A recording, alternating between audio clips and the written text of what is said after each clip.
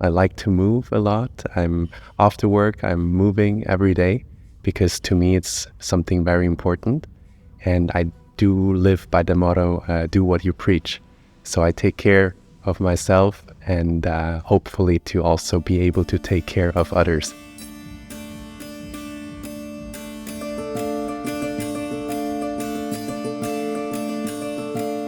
It's a blessing to meet the West and the East. My father is Chinese, my mother's European, she's from Portugal. And being raised with two different cultures, left and right, I think I'm a really 50-50 person, sometimes 60-40, but I try to take the beauty of the different cultures.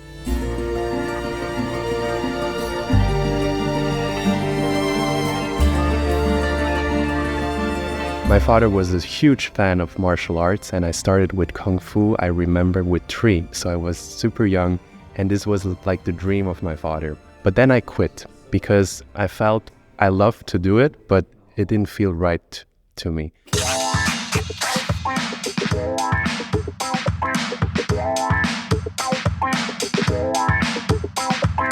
I started to do popping, and then I was completely ambitious about it.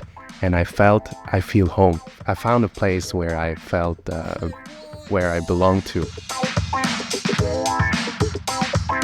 There was such a great body awareness, body control, and I was fascinated by this body mastery actually. This is actually the first connection into long-term movement.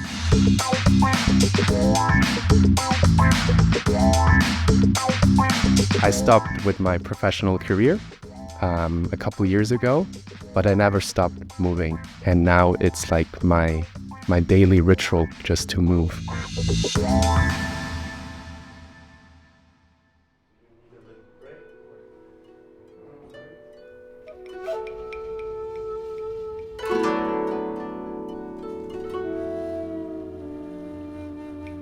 Chinese medicine is a holistic approach. We can treat symptoms very well with acupuncture, manual therapy, fire cupping, herbs, all that.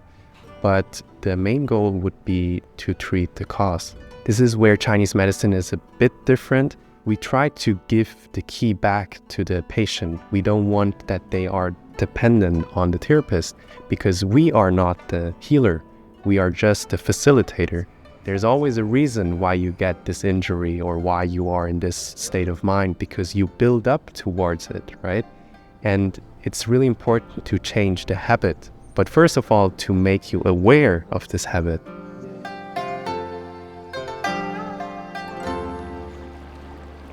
I have a job where I'm really serving, right? When a patient is coming, it's not about me. It's not my ego, it's really the patient is the focus. It's somehow an exchange. So I have to find for myself, how can I charge my own energy?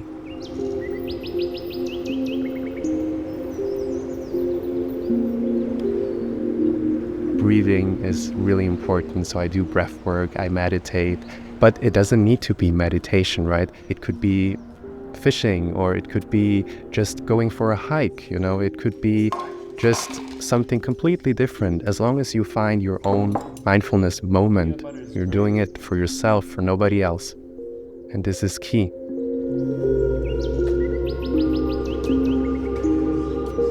By time I noticed how important to me consistency is.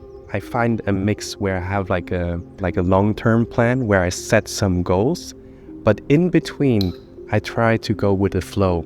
We can't plan everything in life.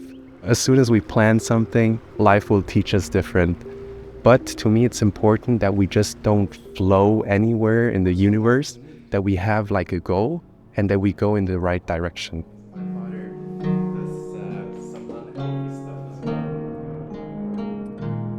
I think everything has its time.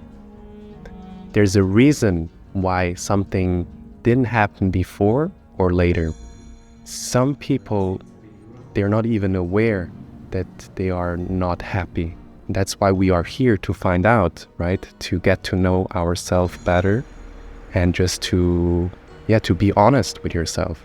Mental health is as important as physical health. It goes really hand in hand. It's a big topic, and I can completely understand if someone feels overwhelming, because where should I start, right? I would say start with yourself first, and you will attract like-minded people. And from there, step by step, you can grow.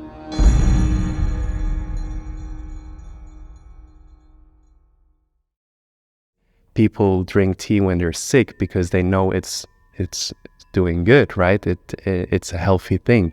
So why not doing something when you also feel well? Key here is just to find the purpose in it. As soon as you find the purpose in it, the sense, why am I doing it? The question why, then it doesn't matter what it is. Sometimes the hardest part is really just to start, right? So my name is Sengkit Danny Yeung, and this is my attitude.